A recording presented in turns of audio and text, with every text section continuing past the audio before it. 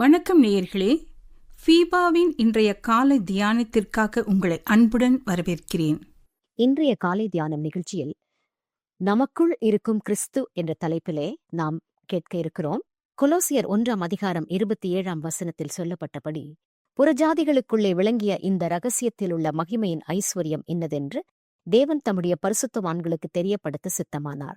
கிறிஸ்துவானவர் மகிமையின் நம்பிக்கையாக நமக்குள் இருப்பதே அந்த இரகசியம். சுவிசேஷம்தான் மிகச்சிறந்த இரகசியம். அது இரகசியங்களில் இரகசியம். கிறிஸ்துவானவர் மகிமையின் நம்பிக்கையாக நமக்குள் இருப்பதே அந்த இரகசியம். சுவிசேஷத்தின் இரகசியத்தின் மையப்பொருள் நமது ஆண்டவர் இயேசு கிறிஸ்துவே. எண்ணத்தில் அடங்காத தேவன் மனித தன்மையை தன் மீது எடுத்துக்கொண்டது எத்தனை ஆச்சரியம் பாருங்கள். மனிதரால் இது எண்ணக்கூடாததுதான். இது ஒரு இரகசியமாகவே இருக்கிறது. தேவனும் மனுஷனும் ஒன்றிணைந்தது பரலோகத்திலும் பூலோகத்திலும் அதிசயமானது. மனுஷனை நீர் நினைக்கிறதற்கும் மனுஷகுமாரனை நீர் விசாரிக்கிறதற்கும் அவன் எம்மாத்திரம் என்கிறேன் என்று சங்கீதக்காரன் 8:4 சொல்லுகிறான். கிறிஸ்து எப்படி மனித அவதாரத்தை எடுத்தார் என்று நாம் பார்க்கும் பொழுது, மனித அவதாரத்தின் முதல் எண்ணம் ஞானம் நிறைந்த தேவனிடம் உருவாகியது. சர்வ வல்லவரும் சர்வ வியாபியுமான நமதாண்டவர் இம்மானுவேல் அல்லது தேவன் நம்மோடு என்ற கருத்தை ஏற்படுத்தினார். எல்லையற்ற தேவன் ஒரு குழந்தையானதை எண்ணி பார்க்கலாம். இதே குழந்தை துக்கம் நிறைந்தவரும் பாடுபடுகிறவருமானார். இந்த ஆலோசனையும் சுயமானதும் ஆச்சரியமானதும் தெய்வீகமானதுமாகும். 2 தன்மைகள் இணைந்தது ஒரு பேரற்புதம் தானே. சுவிசேஷத்தின் இருதயம் இந்த சத்தியத்தில் துடித்துக் கொண்டிருக்கிறது. உன்னதத்தின் குமாரன் பெத்லஹேமில் பிறந்தார். அப்பொழுது தூதர்கள் உன்னதத்தில் இருக்கிற தேவனுக்கு மகிமையும் பூமியிலே சமாதானமும் மனுஷர் மேல் பிரியமும் உண்டாவதாக என்று பாடி அவரை துதித்தார்கள். நமது ஆண்டவர் மனுஷ அவதாரம் எடுத்தது மனித குலத்திற்கு மிகவும் ஆசீர்வாதமானது. நமக்கு ஒரு பாலகன் பிறந்தார், நமக்கு ஒரு குமாரன் கொடுக்கப்பட்டார். ஏசாயா 9:6 அந்த குமாரனில்தான் நாம் நமது ரட்சிப்பை காண்கிறோம். தேவன் மனுஷ ரூபத்தில் வந்தது சந்தோஷமான ஒரு அனுபவம். நமது ஆண்டவரை நாம் எண்ணி பார்க்கும்போது அவர் நமக்காக செய்து முடித்த மகிமையான பணி நம் நினைவுக்கு வருகிறது. மனுஷ ரூபமாய் அவர் தன்னைத்தானே சிலுவையின் மரண பரியந்தம் தாழ்த்தினார். அவர் அடிமையின் ரூபம் எடுத்து பாவம் அம்சமாக்கி நமக்காக சாபமானார்.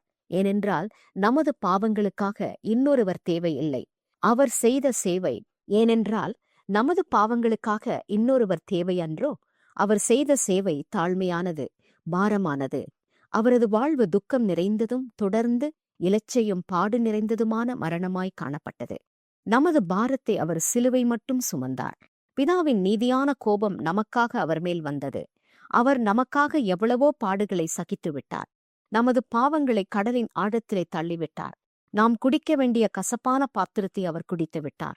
சாபமாயிருந்த பிரமாணத்திலிருந்து அவர் நம்மை விடுவித்தார்.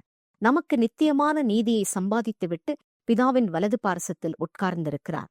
நாம் அவரை பின்பற்றி அவர் இருக்கும் இடத்தை நாமும் பெற்றுக்கொள்ள வேண்டும். கிறிஸ்துவின் முடிக்கப்பட்ட பணி நமது நம்பிக்கையின் தூண்களாய் இருக்கிறது. அவர் எப்படிப்பட்டவர், எதை செய்து முடித்தார், என்ன செய்து கொண்டிருக்கிறார் என்றும் என்ன செய்வார் என்றும் கேள்வி கேட்காமல், அவரே எனக்கு எல்லாம் ஆனவர், எனது ரட்சிப்பும் எனது எல்லா ஆசையும் எனக்கு அவரே என்று நாம் சொல்லக்கூடுமா? தீர்க்கதரிசி, ஆசாரியன் மற்றும் அரசன் என்ற ஏதேனும் ஒரு பதவியின் மூலமாகத்தான் நாம் அவரை சேவிக்க வேண்டும் என்பதில்லை. அவரே நமக்கு எல்லாவற்றிற்கும் எல்லாமாய் காணப்படுகிறார். அவர் நமக்கு பிரதிநிதி. பழைய ஆதாம் உடன்படிக்கைக்கு தலைவனாயிருந்தான். 2ஆம் ஆதாமாகிய இயேசு நமக்காக பலியாகி ஆசீர்வாதத்தை கொண்டு வந்தார். விசுவாசிக்கிறவர்கள் தேவனுடைய ராஜ்யத்தை சுதந்தரிப்பார்கள். கிறிஸ்துவின் ஜனங்கள் அவரில் சிலுவையில் அறையுண்டு மரித்து அடக்கம் பண்ணப்பட்டு அவரோடு உயிர்த்தெழுந்து நித்தியமாக மகிமையோடு தேவனுடைய வலது பாரசத்தில் வீற்றிருப்பார்கள். கிறிஸ்து இயேசுவுக்குள் நம்மை அவரோடு கூட எழுப்பி உன்னதங்களில் அவரோடு கூட உட்காரவும் செய்தார்.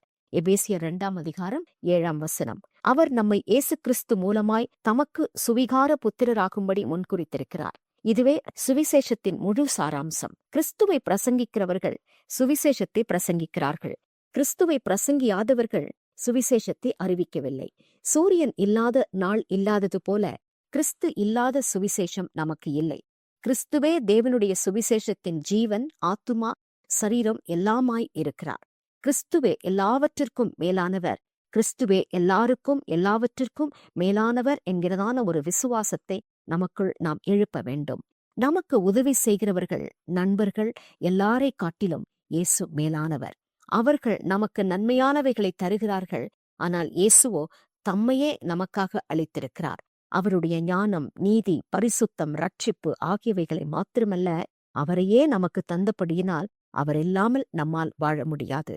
எவ்வளவு அதிகமாக கிறிஸ்துவால் நாம் நிரப்பப்பட்டிருக்கிறோமோ அவ்வளவு அதிகமாக நாம் நமது வெறுமையையும் உணர்கிறோம். அவரை எவ்வளவாக அறிந்து கொள்ளுகிறோமோ அவ்வளவாக அவரை அறிய வாஞ்சிப்போம். பல வருஷங்களாகவே கிறிஸ்தவராயிருந்த பவுல் பிலிப்பியருக்கு நிருபம் எழுதும்போது இப்படி, நான் அவரையும் அவருடைய உயிர்த்தெழுதலின் வல்லமையையும் அவருடைய பாடுகளின் ஐக்கியத்தையும் அறிகிறதற்கு என்று சொல்லுகிறார்.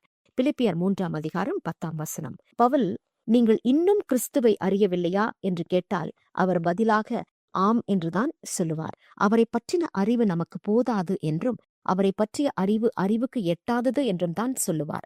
எல்லா நதிகளும் எப்படி சமுத்திரத்திலே ஓடி விழுந்தும் சமுத்திரம் நிறையாதது போல, தேவனுடைய கிருபை, அன்பு மற்றும் ஆசிர்வாதங்கள் ஆகியவை நமது ஆத்துமாக்களுக்குள் பாய்ந்தாலும், அது நம்முடைய இதயத்தை நிரப்பிக் கொண்டிருந்தாலும், நாம் இன்னும் வாஞ்சித்துக் கொண்டேதான் இருக்கின்றோம். ஆண்டவரே, உமது வெகுமதிகளை அல்ல, உம்மையே, உங்களை மாத்திரமே எங்கள் இருதயம் வாஞ்சிக்கிறது என்று சொல்லி நாம் ஜெபிப்போம். கிறிஸ்து நமது இருதயங்களில் இருப்பது ஒரு விலையேற பெற்ற அனுபவம்.